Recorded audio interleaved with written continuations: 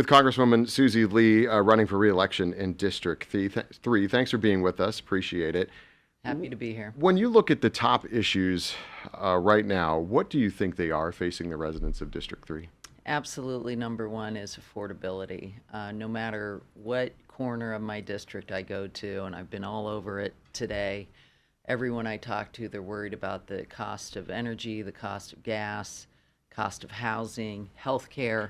I mean, we've seen healthcare premiums go up in our state approximately 30% across the board. So people are just really, I've never felt the type of desperation that I'm feeling from all sorts of families of not being able to make ends meet. That's the most important issue that is driving people. I mean, gas is now an average of $5.29 a gallon. When you think about that, you're a cocktail waitress at a hotel, you're driving 10 miles back and forth every day, paying for gas. You've seen it go up basically $1.50 in the last several months. I mean, that really takes a pinch out of your pocketbook. And so that's the most important issue I'm seeing. Healthcare, obviously, it's not just the cost, it's access to healthcare. As you know, in Nevada, we have a primary care physician shortage, so people are just worried about how they're going to get healthcare and not go bankrupt when they have to access that. You know, the Republicans in Congress under the big, beautiful bill repealed the ACA tax credit, which made tax premiums go up for those who relied on it, sometimes 4, 5. My guest at the State of the Union address saw her health care premium go from $85 a month to $750 a month, completely unaffordable. And then finally, people have watched the level of corruption that is happening in this administration, and they want to see some accountability. They want to see a Congress that's going to test this president and test the powers that are, whether it's building a ballroom with taxpayer money, having a hush fund or what we call a slush fund to get some of the rioters off. People are really questioning those decisions, and they want to see a Congress that's going to stand up to that. What can you do then in your role to fix the affordability? Obviously, you got to have some legislation in front of you to vote for. Well, listen, I mean, this is an administration that implemented an incredibly chaotic tariff policy, really with no rhyme or reason. Tariffs can work when they're targeted and they're purposeful, but when you come out and do a blanket policy, really attacking some of our biggest allies, and here in Southern Nevada, we've seen the impact, especially with respect to the tariffs on Canada and the repercussions of that, where Canadians are not traveling to the United States, to Las Vegas in particular. They make up about 30% of our international travelers. So we're seeing a slump in terms of tourism dollars. But more importantly, whether you're a small business, whether you're buying groceries, prices have increased approximately 30% in the last year. All of that is having an impact. So first and foremost, we need to put a check on the chaotic tariff policies of this administration, and then healthcare. I mean, the rollback of the ACA tax credit. What it means is there's 22 million Americans who rely on that to keep healthcare affordable. But when they are faced with increases in prices like eightfold, some of them are going to make the decision to not go without it. And what that means is we all end up paying for it, because those people who go without health insurance show up in our emergency rooms. And therefore, the insurance companies end up charging us all increased premiums to pay for that increased costs.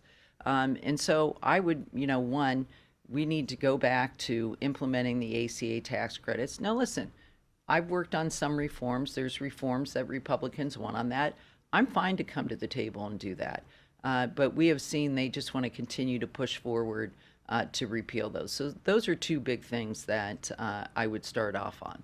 Yeah, you call yourself the bipartisan problem solver. So you would go to work on that with Republicans if you could find some agreement. Yeah, listen, I mean, we were in the middle of, there was a 76-day government shutdown.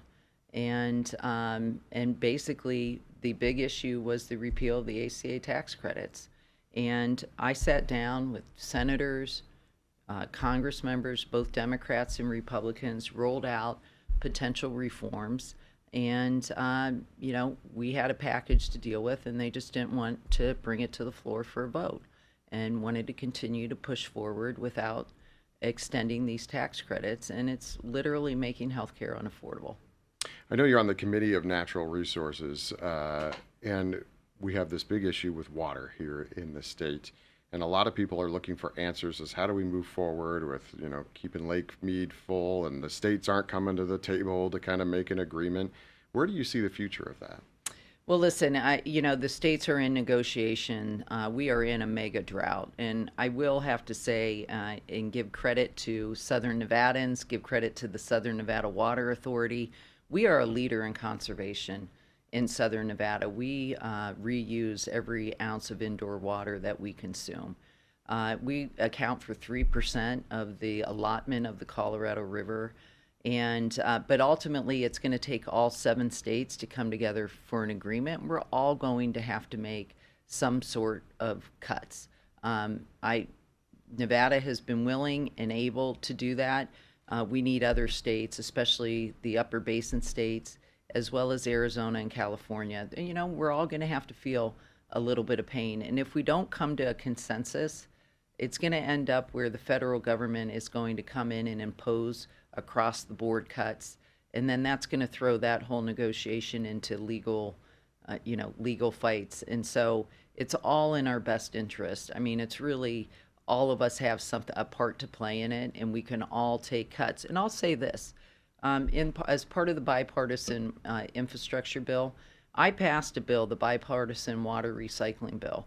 This was an innovative approach to allow for water management. Basically, it set up a fund that will support infrastructure investments, such as the one where LA Metro wants to build a water recycling plant. Southern Nevada Water Authority will make an investment in that plant. And in exchange for that investment, we get to keep enough water in Lake Mead for 500,000 homes. Doesn't involve building a pipeline across the desert, or, some people have floated that idea. It's basically a partnership and an innovation where we're like, hey, we're going to help you build this plant so you can recycle water, but we get to the benefit of it too.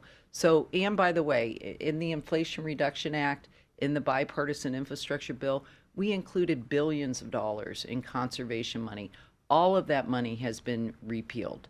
And so efforts that you have seen to help farmers fallow out water-intensive fields like growing rice in Yuma, Arizona, or almonds, helping them, incentivize them to grow less water-intensive fields, all of that type of investment has gone away. And so, those were critical investments that were helping the Colorado River states manage water, and they're now gone.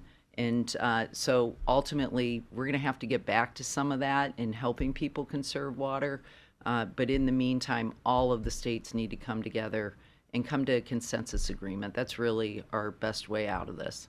I know so much of education is dealt with on a local level, but I know it's also one of the things you've worked hard on. And you just recently introduced the Community School Expansion Act. I want to get it right. What is that, and how does it work? Well, really, this sort of comes off of one of the major reasons I ran for Congress. Having run nonprofits here in Southern Nevada, the After School All-Stars in Communities and Schools, I saw firsthand that one of the major barriers for students is poverty. And they come to school whether they're hungry, they don't have reading glasses, they are stressed out, they have mental health problems, they're dealing with violence in their neighborhoods, whatever it is. They don't have food.